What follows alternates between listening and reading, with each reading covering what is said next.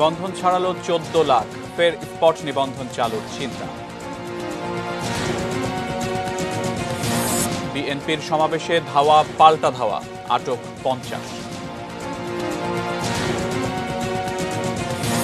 আয়কর return form সহজ করতে বলেছে দুদক।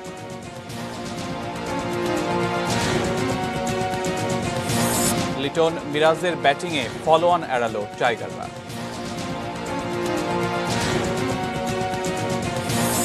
এবং মিয়ানমারে বিক্ষোভ অব্যাহত, চীনা দূতাবাসের বাইরে আন্দোলনকারীরা।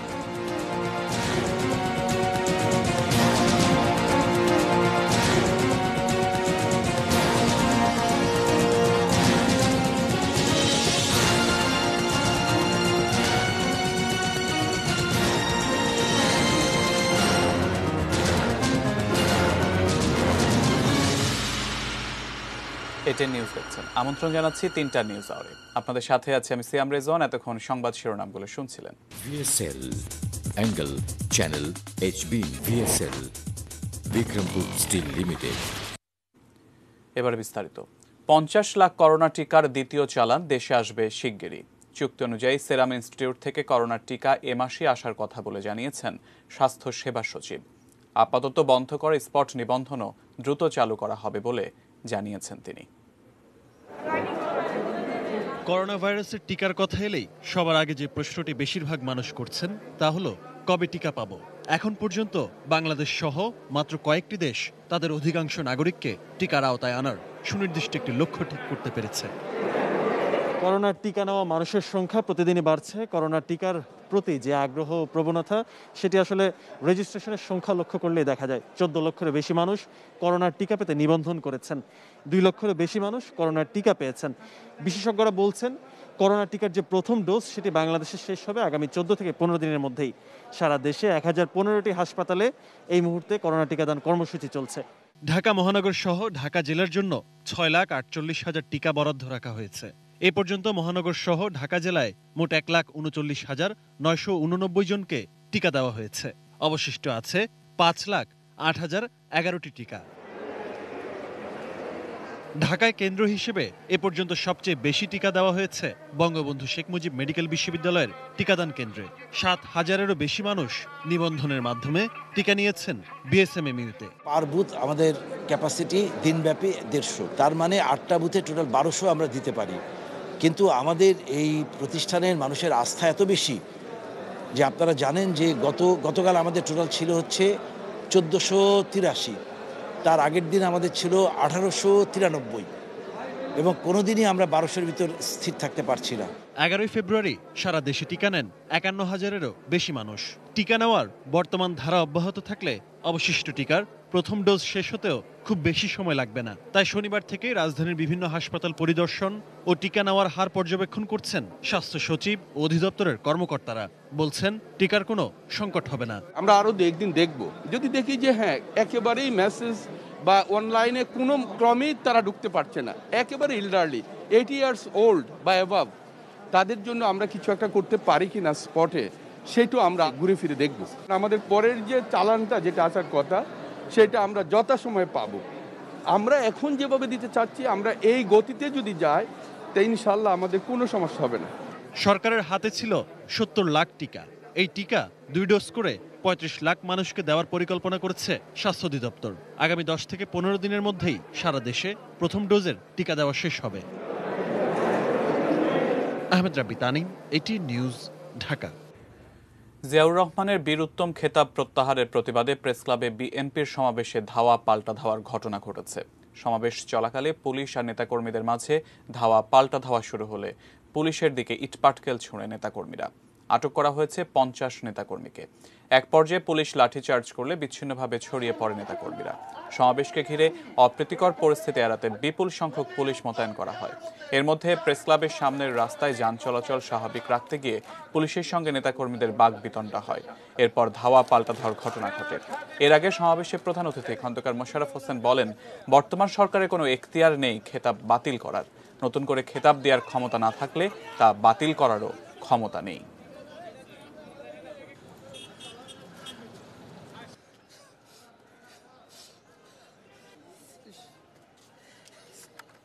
পুলিশ কমিশনার স্যারের একটা সার্কুলার আছে, সেই সার্কুলারের বাইরে যে তারা বিনা অনুমতিতে এখানে সমাবেশ করে, কখনো দেখেছেন পুলিশ তাদের উপরে চড়া হয়েছে? বিনা কারণে, বিনা উস্কানিতে পুলিশ কখনো তাদের উপরে চড়া হয় না। আজকে তারা আমাদের উপর আক্রমণ করার চেষ্টা করেছে এবং আমাদের কাছে মনে হচ্ছে সম্পূর্ণ পূর্ব পরিকল্পনার তারা এটা করেছে। আমরা শুধুমাত্র প্রতিহত করার চেষ্টা করেছি।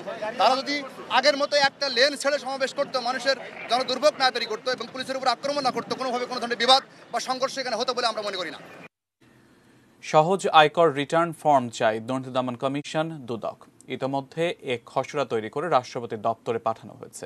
দুদক চেয়ারম্যান ইকবাল মাহমুদ মনে করেন, কর দেয়ায় জটিলতা কমলে দুর্নীতিও কমবে। তাহিদ সৌরভ জানাচ্ছেন বিস্তারিত। মাত্র ৫৫,০০০ বর্গমাইলের এদেশের জনসংখ্যা সরকারি হিসাবে ১৬ কোটি পেরিয়েছে। এদের মধ্যে কর শনাক্তিকরণ নম্বর বা টিআইএন ৪৫ লাখ নাগরিকের, যাদের মধ্যে মাত্র অর্ধেক ২০ থেকে ২২ লাখ বছর শেষে আয়কর বিবরণী বা রিটার্ন জমা দেন।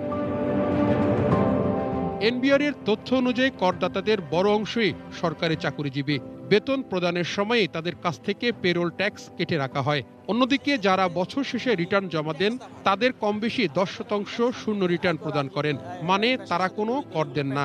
বর্তমানে যে নতুন ফর্ম ছাড়ছে, এটা সাধারণ মানুষ, আমরা নিজেরাই যেখানে আয়কর আইনজীবী পেশার সাথে জড়িত রেগুলার প্র্যাকটিস করি, আমরা নিজেরাই এখন আয়ত্ত করতে পারি না, সেখানে সাধারণ মানুষ কিভাবে আয়ত্ত করবে? এই ফর্মটা এখন যেটা আছে, এখন একদম সাধারণ নতুন যে ট্যাক্স দিতে চায়, তার জন্য ইনিশিয়ালি একটু ধাক্কা খাবে, কারণ ফর্মটা তো ৬ পৃষ্ঠা। এখন ৬ পৃষ্ঠার জায়গায় এটা আমি ওদের সাথেও কথা বলি, এটাকে একটু সিম্পলিফাই করা, ছোট করা। জটিলতা কাটাতে আয়কর রিটার্ন ফর্মে পরিবর্তন চায় দুর্নীতি দমন কমিশন। সেজন্য দুদক একটি খসড়া তৈরি করেছে, যা যুক্ত করা হয়েছে রাষ্ট্রপতির কাছে দেয়া ২০১৯ সালের বার্ষিক প্রতিবেদনে। ট্যাক্সের ফর্মটা এত জটিল, আপনার আমার পক্ষে অনেক সময় ফিল আপ করা সম্ভব নয়। এই বছর একটা রিটার্ন এক্সপার্টদেরকে নিয়ে বসে আমরা একটা সহজ রিটার্ন ফর্ম আমরা সংযুক্ত করেছি সরকারের কাছে। সরকার যদি ফর্মটা বিবেচনা করতে পারে বা এটাকে সরকার নতুনভাবে করতে পারে। দুদক মনে করে কর প্রদানের জটিলতা কমানো গেলে দেশ থেকে দুর্নীতির প্রবণতাও কমবে। তাহিদ সৌরভ, এটিএন নিউজ, ঢাকা। যেখানে খাল দখল হয়েছে সেখানেই অভিযান চলবে মন্তব্য করে স্থানীয় সরকার মন্ত্রী তাজুল ইসলাম বলেছেন, এর পেছনে ক্ষমতাসীনরা আছেন কিনা তা বিবেচনা করা হবে না। শনিবার রাজধানীর সিরিডাপ মিলনায়তনে নগর উন্নয়ন সাংবাদিক ফোরামের উদ্যোগে ঢাকার ড্রেনেজ ব্যবস্থাপনা ও খাল আধুনিকায়ন বিষয়ে এক সংলাপে একথা বলেন তিনি। সংলাপে অন্য বক্তারা বলেন, দখলের কারণে ঢাকার খালগুলো দিয়ে বৃষ্টির পানি নিষ্কাশনের সুযোগ কমে গেছে, এতে জলাবদ্ধতা সৃষ্টি হয়। খালগুলোর নেটওয়ার্ক ঠিক না হলে সুফল আসবে না বলেও মত দেন তাঁরা। স্থানীয় সরকার মন্ত্রী জানান, ওয়াসার কাছ থেকে খালের দায়িত্ব বুঝে পাওয়ার পরই তা উদ্ধারে নেমেছেন ঢাকার 2 মেয়র।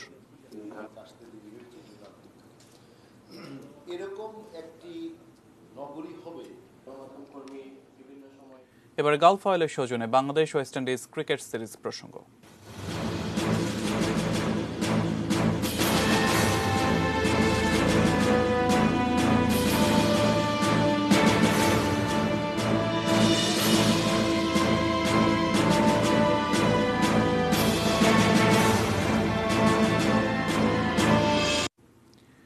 লিটন দাস ও মেহেদী মিরাজের দায়িত্বশীল ব্যাটিংয়ে ফলো-অন এড়িয়েছে বাংলাদেশ। নিজেদের প্রথম ইনিংসে ব্যাট করতে নেমে শেষ খবর পাওয়া পর্যন্ত টাইগারদের সংগ্রহ 9 উইকেটে 283 run.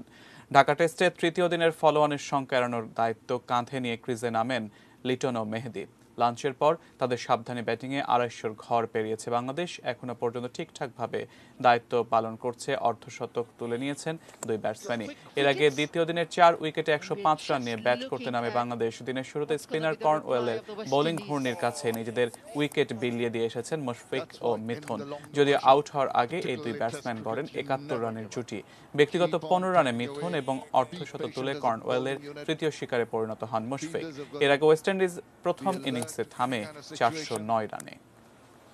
The bowling by this man has been absolutely top class. Very impressive with his lines and lengths. He's worked out a system, getting into the minds of the batters, making them make the mistakes.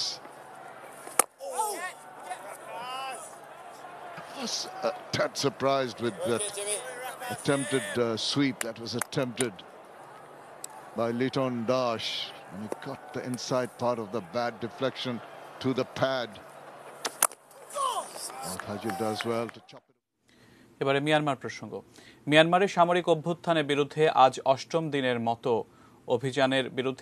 দিনের মতো বিক্ষোভ করছে সাধারণ মানুষ। এদিন ইয়াঙ্গুনে চীনা দূতাবাসের বাইরে অবস্থান নিয়ে প্রতিবাদ জানায় আন্দোলনকারীরা। অন্যদিকে বেসামরিক শাসন ফিরিয়ে দিয়ে অং সান সুচি সহ আটক নেতাদের মুক্তি দিতে মিয়ানমারের সামরিক নেতাদের আহ্বান জানিয়েছে জাতিসংঘের মানবাধিকার কাউন্সিল। বিস্তারিত সুদীপ ঘোষের ডেস্ক রিপোর্টে।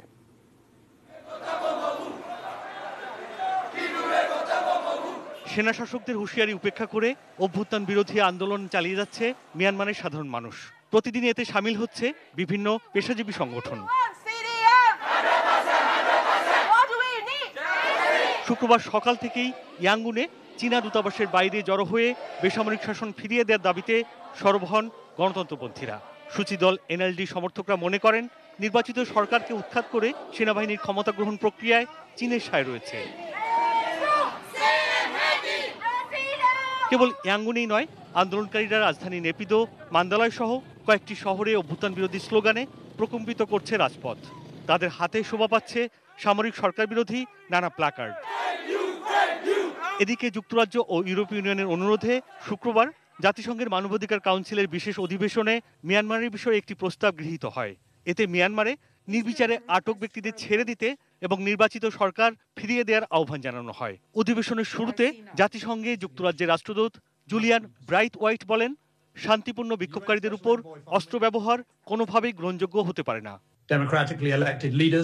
মিয়ানমারে গণতান্ত্রিকভাবে নির্বাচিত নেতা ও সুশীল সমাজের প্রতিনিধিদের নির্বিচারে আটক করা হয়েছে।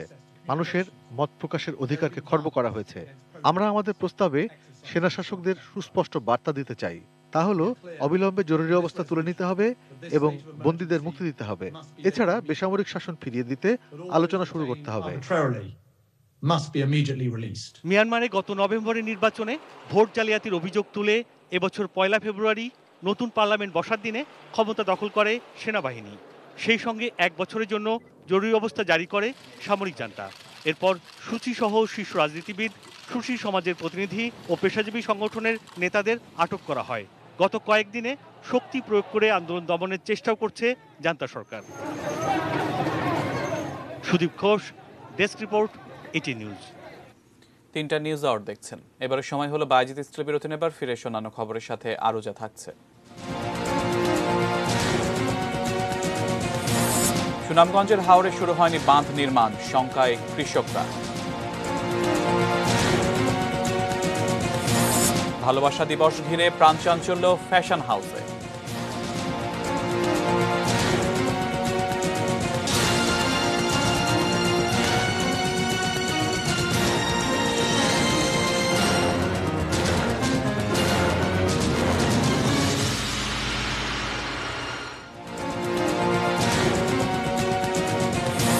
নিবন্ধন ছাড়ালো 14 লাখ, ফের স্পট নিবন্ধন চালুর চিন্তা।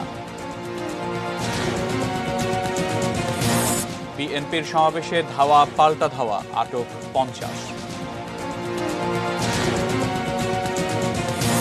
আয়কর রিটার্ন ফর্ম সহজ করতে বলেছে দুদক।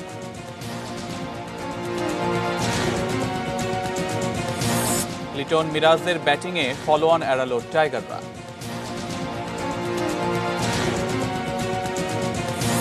এবং মিয়ানমারে বিক্ষোভ অব্যাহত, চীনা দূতাবাসের বাইরে আন্দোলনকারীরা।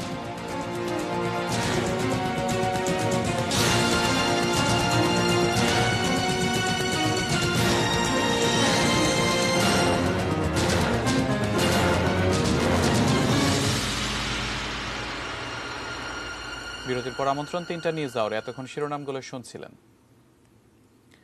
সুনামগঞ্জের অনেক হাওরে ফসল রক্ষায় বাঁধ নির্মাণ কাজ এখনো শুরুই হয়নি, অথচ গত ডিসেম্বরে এসব বাঁধ নির্মাণ কাজ শুরুর কথা ছিল।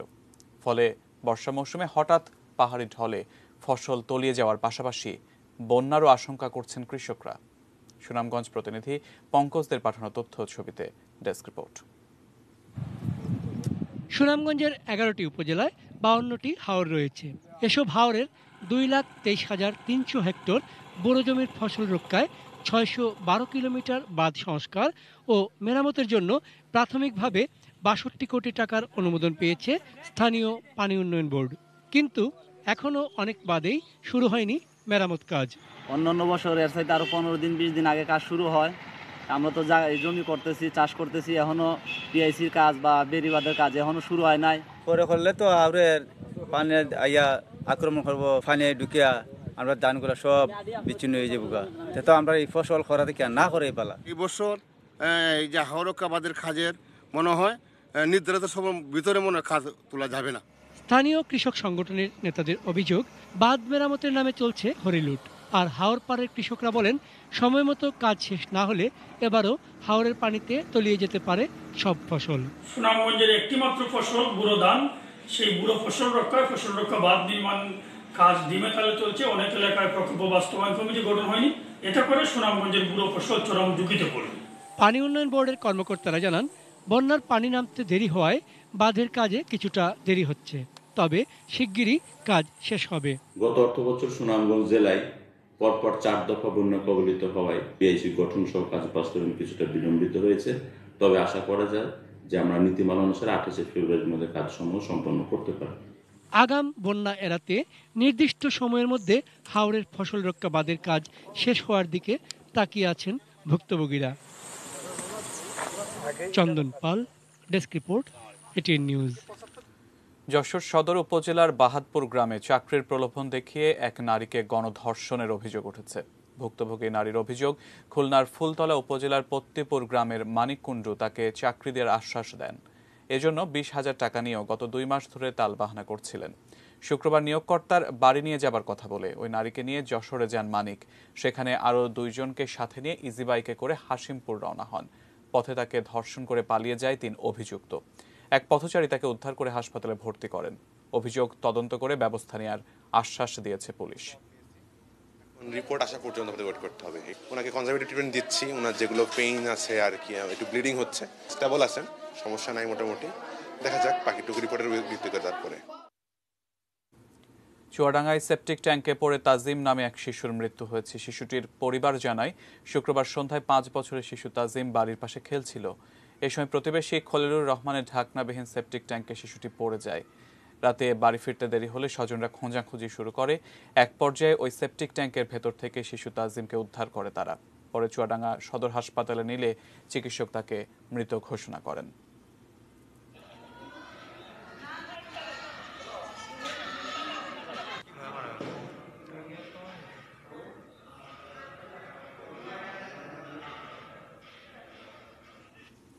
শেরপুরের নকলায় তুচ্ছ ঘটনাকে কেন্দ্র করে আজিমিয়া নামে এক কৃষককে পিটিয়ে হত্যার অভিযোগ উঠেছে প্রতিবেশীর বিরুদ্ধে। ঘটনাস্থল থেকে জড়িত থাকার অভিযোগে 2 নারীকে আটক করেছে পুলিশ। পুলিশ জানায়, সকালে নকলার বাউসা গ্রামে ছাগলে গাছ খাওয়াকে কেন্দ্র করে ওই গ্রামের আজিমিয়ার সঙ্গে প্রতিবেশী ইসমাইল গংদের বাগবিতণ্ডা হয়। এক পর্যায়ে ইসমাইল গংরা আজিমিয়াকে পিটিয়ে হত্যা করে। এ সময় আজিমিয়ার মেয়ে মাহমুদা বাবাকে বাঁচাতে গেলে তাকেও পিটিয়ে আহত করা হয়। পরে পুলিশ ঘটনাস্থল থেকে জড়িত থাকার অভিযোগে ইসমাইলের স্ত্রী শিলা বেগম ও মিলনের স্ত্রী ইতি বেগমকে আটক করে।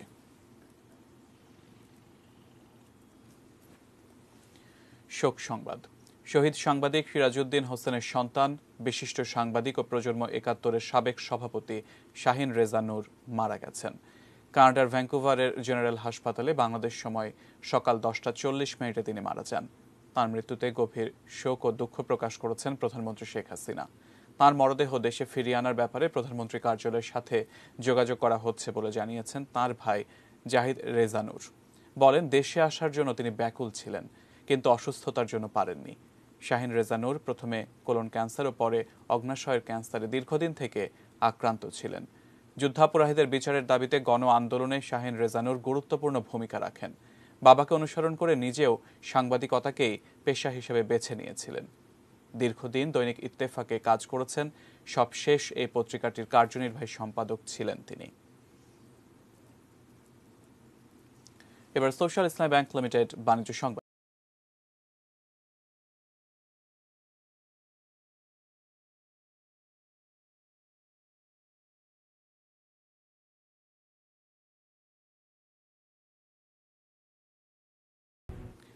প্রায় বছর খানেক পর আবারও প্রাণচাঞ্চল্য শহরের ফ্যাশন হাউসগুলোয়।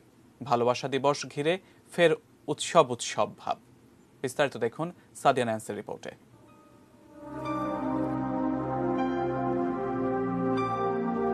গত বৈশাখের ঠিক 18 দিন আগে মহামারী সামলাতে অঘোষিত লকডাউনে বাংলাদেশ। আলো ঝলমল শপিং মল আর ফ্যাশন হাউসগুলো হয়ে উঠেছিল নির্জন আর নিরানন্দ। পোশাক আশাক সবচেয়ে বেশি বিক্রি হয় রোজার ঈদ, দুর্গোৎসব, পয়লা বৈশাখ, পয়লা ফাল্গুন আর ভালোবাসা দিবসকে ঘিরে। মহামারীকালে দুটো ঈদ আর শারদীয় দুর্গোৎসব গেছে। বেঁচে থাকতেই যখন ছিল মূল মনোযোগ, সে সময়ের উৎসবে স্বাভাবিকভাবেই পোশাকের বাজার জমেনি। তবে এখন পরিস্থিতি কিছুটা বদলেছে। কমেছে করোনা সংক্রমণের হার, চলছে ভ্যাকসিন কার্যক্রম। অন্ধকার টানেলের শেষে আলো দেখা যাওয়ার মতো সুদিন ফিরছে পোশাকের ব্যবসায়। তবে তা গেল বছরের তুলনায় প্রত্যাশা পূরণ করতে পারেনি ব্যবসায়ীদের। ভ্যালেন্টাইন্স উপলক্ষে টি শার্ট করেছে, পাঞ্জাবি করেছে, কুর্তি করেছে, পোলো টি শার্ট করেছে। তো ভ্যালেন্টাইন মোটামুটি ভালো প্রোডাক্টও আমাদের দিয়েছে। ভ্যাকসিন আসার পর বিক্রিটা এখন একটু বেড়েছে, আগের চেয়ে একটু বেড়েছে। পহেলা ফাল্গুন আর ভালোবাসা দিবসকে সামনে রেখে সবকিছুই যেন চলছে স্বাস্থ্যবিধি মেনে। যেহেতু একটা উৎসব সামনে, মানে সেটাকে কেন্দ্র করে তো একটু মানুষের এক্সাইটমেন্ট কাজ করবেই। সেখান থেকে যতটা সেফলি ভাবে করা যায় আর কি সেলিব্রেশনটা। হয়তো খুব বেশি বের হওয়া হবে না, ঘরেই হয়তো একটু ছাদে যাওয়া বা নিচে যাওয়া, আশেপাশে যদি কোনো কিছু থাকে বাচ্চাদেরকে নিয়ে একটু যাওয়া। সত্যি কথা এটাই প্ল্যান। প্রায় বছর খানেকের মন্দার পর ব্যবসায়ীরা বলছেন ভয়টাকে জয় করা গেলে আবারও উৎসবের বাজারে উৎসব ফিরবে। আমাদের আশা প্রত্যাশা আছে যে কাস্টমার বাড়বে বা কাস্টমার পাবো, ভ্যালেন্টাইনের কাস্টমার পাবো, বা বসন্ত তো অলরেডি শুরু হয়ে গেছে। ফাল্গুনের হলুদ আর হৃদয়ের লাল দুটো যখন একই দিনে, ভালোবাসা দিবসেই বোঝা যাবে রোমান্টিক বাঙালি গা ভাসালো কোন রঙে। কত করে এগুলোর দাম? Sadia Nancy, ATN news, Dhaka. এবার পহেলা ফাল্গুন ও ভালোবাসা দিবস একই দিনে। এছাড়া কয়েকদিন পরেই আসছে আন্তর্জাতিক মাতৃভাষা দিবস। বাঙালির এই 3 দিবস উদযাপনে ফুলের বিকল্প কিছু নেই। তাই ফেব্রুয়ারিতে ব্যাপক হারে থাকে ফুলের চাহিদা। সাভার থেকে সহকর্মী জাহিদ হাসান শাকিল ও নারায়ণগঞ্জ প্রতিনিধি আব্দুস সালামের পাঠানো তথ্য ছবিতে ডেস্ক রিপোর্ট। এক একটা ফুল যেন এক একটা ভালোবাসার গল্প।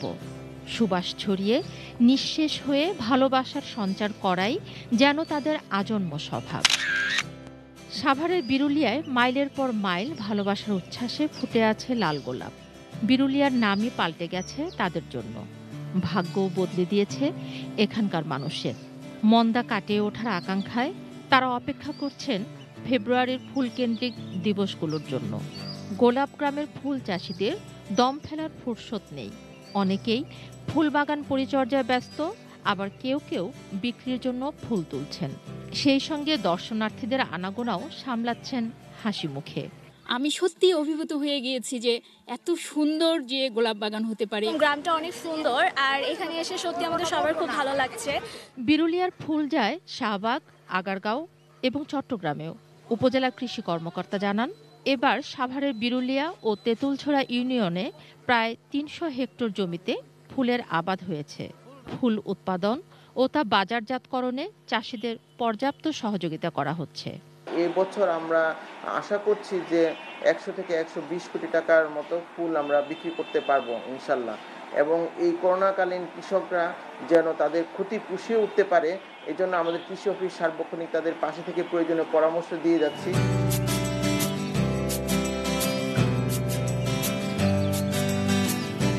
একইভাবে ব্যস্ত সময় এখন নারায়ণগঞ্জের ফুল চাষিদেরও। পয়লা ফাল্গুন আর ভালোবাসা দিবসে সবচেয়ে বেশি ফুল বিক্রি হবে বলে মনে করেন এখানকার ব্যবসায়ীরা। এদিন জারবেরা আর গোলাপের চাহিদা অনেক থাকে।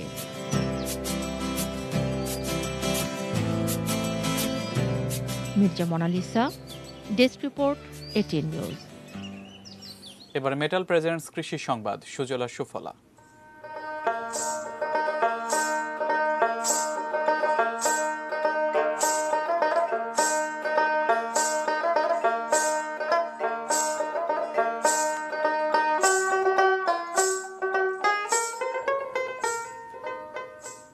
আবহাওয়া অনুকূলে থাকায় শরীয়তপুরে ধনিয়ার বাম্পার ফলন হয়েছে। বিক্রি করে লাভবান হচ্ছেন কৃষকরা।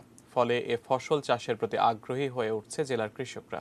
শরীয়তপুর প্রতিনিধি রকুনুজ্জামান পারভেজের পাঠানো তথ্য ও ছবিতে ডেস্ক রিপোর্ট। শরীয়তপুর জেলার ৬ উপজেলাতেই কম বেশি ধনিয়া চাষ হয়। বিভিন্ন এনজিও সহ নানা উৎস থেকে ঋণ নিয়ে আবাদ করেছেন কৃষকরা। ভালো দামে ধনিয়া শাক বিক্রি করতে পেরে তাই খুশি তারা। এই ধনিয়ার যে বাজার আছে এই হিসাবে আমরা ধনিয়ার ফলন বিছুনটা উড়ে যালে আমরা অনেক লাভবান হই। এক বস্তা মনে করেন 50 কেজি ছাড় দিচ্ছি। আমার ধনিয়া জাত দেখা যায় আশা করি তো 8 মন হয়তো 9 মন বিঘা জমিনে ধনিয়া পাবো। যদি বাজার একদম নর্মালও থাকে তাহলে 3000 টাকা মন হইলেও ধরেন 24,000 টাকা আসবে। আর যদি একটু বাজার ভালো হয় তো অনেক লাভবান। খরচ বরচ সমস্ত কিছু মিলে দিলে 6 থেকে 7,000 টাকা খরচ আছে। কমের পক্ষে আমার 40 থেকে 45,000 টাকা বিক্রি আসবে। জেলায় এবার লক্ষ্যমাত্রা ছুঁই প্রায় 6,000 হেক্টর জমিতে ধনিয়া আবাদ হয়েছে। ফলনও হয়েছে বাম্পার। উৎপাদনের লক্ষ্যমাত্রা 10,000 মেট্রিক টন। স্থানীয় চাহিদা মিটিয়ে শরীয়তপুরের ধনিয়া পাতা শাক ও বীজ সারা দেশে সরবরাহ হয়। ধনিয়ার এখন মাঠে ভালো অবস্থানে আছে। আমাদের লক্ষ্যমাত্রা এখানেও অর্জিত হবে, কোনো সমস্যা না হবে। জিনিয়া ইসলাম, ডেস্ক রিপোর্ট, 18 নিউজ। আরও একবার বাইজিত স্টিল বিরতি নেব, এরপর আরও থাকছে। ক্যাপিটাল হিলে দাঙ্গায় উস্কানি দেওয়ার অভিযোগ ভয়াবহ মিথ্যা, দাবি ট্রাম্পের আইনজীবী।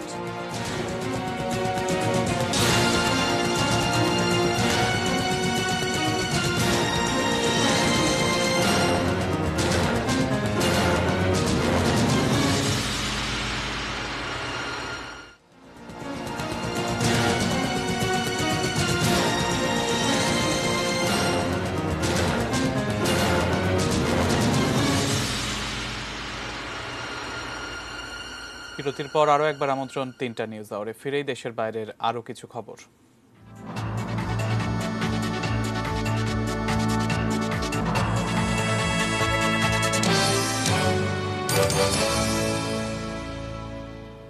সাবেক মার্কিন প্রেসিডেন্ট ডোনাল্ড ট্রাম্পের বিরুদ্ধে ক্যাপিটাল হিলে দাঙ্গায় উস্কানি দেওয়ার অভিযোগকে ভয়াবহ মিথ্যা বলছেন তাঁর পক্ষের আইনজীবীরা।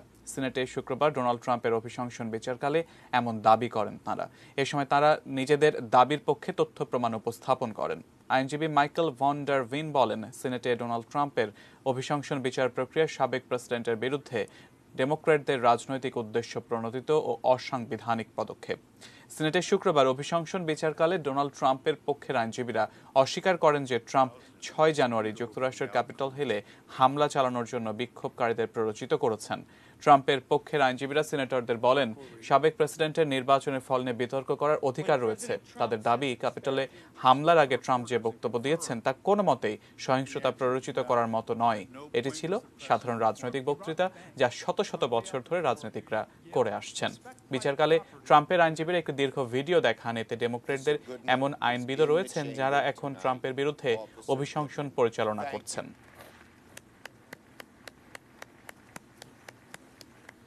সোমালিয়ার রাজধানী মোগাদিসুতে প্রেসিডেন্ট প্রাসাদের বাইরে একটি শক্তিশালী গাড়ি বোমা বিস্ফোরণের ঘটনা ঘটেছে। এ ঘটনায় বহু হতাহতের আশঙ্কা করা হলেও প্রকৃত সংখ্যা এখনো জানা যায়নি। পুলিশ জানায়, স্থানীয় সময় শনিবার সকাল 9টায় মোগাদিসুর কঠোর নিরাপত্তা বেষ্টিত গ্রিন জোন এলাকায় নিরাপত্তা বেষ্টনী ভেঙে বিস্ফোরক বোঝাই গাড়িটি ঢুকে পড়ে। পুলিশ গাড়িটি লক্ষ্য করে গুলিবর্ষণ শুরু করলে পার্লামেন্ট ভবন ও প্রেসিডেন্ট প্রাসাদের কাছে এসে ঘটানো হয় বিস্ফোরণ। ঘটনাস্থলের অদূরে উইটলি হোটেলে সে সময় বিভিন্ন দেশের কূটনীতিক ও উচ্চ পদস্থ কর্মকর্তারা অবস্থান করছিলেন। গত কয়েক সপ্তাহের মধ্যে এটি ছিল সোমালিয়ার রাজধানী মোগাদিসুতে চালানো দ্বিতীয় গাড়ি বোমা হামলা। আল শাবাব জঙ্গি গোষ্ঠী এ হামলার দায় স্বীকার করলেও নিরপেক্ষভাবে সেই দাবির সত্যতা যাচাই করা সম্ভব হয়নি। খেলার আরও কিছু খবর।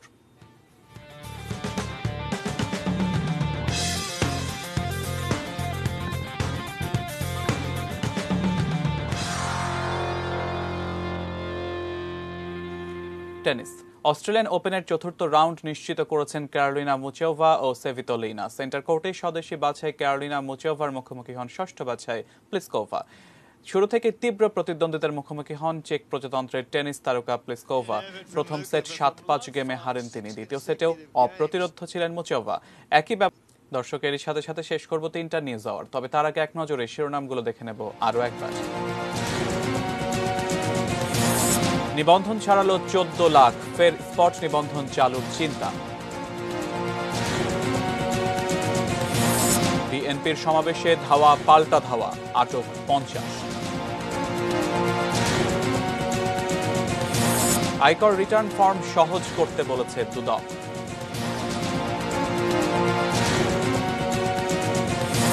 লিটন মিরাজের ব্যাটিংয়ে ফলো অন এড়ালো টাইগাররা। মিয়ানমারে বিক্ষোভ অব্যাহত, চীনা দূতাবাসের বাইরে আন্দোলনকারীরা। সুনামগঞ্জের হাওরে শুরু হয়নি বাঁধ নির্মাণ, শঙ্কায় কৃষকরা। ভালোবাসা দিবস ঘিরে প্রাণচাঞ্চল্য ফ্যাশন হাউসে।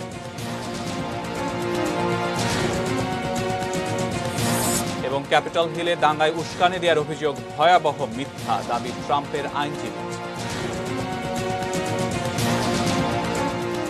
এর সাথে সাথে শেষ করছি 3টা নিউজ আওয়ার। সবসময় সঙ্গে থাকুন আর দেখতে থাকুন এটিএন নিউজ। আর এটিএন নিউজের ব্রেকিং নিউজ আপনার মোবাইলে পেতে টাইপ করুন START AN লিখে তা পাঠিয়ে দিন 5959 এই নম্বর।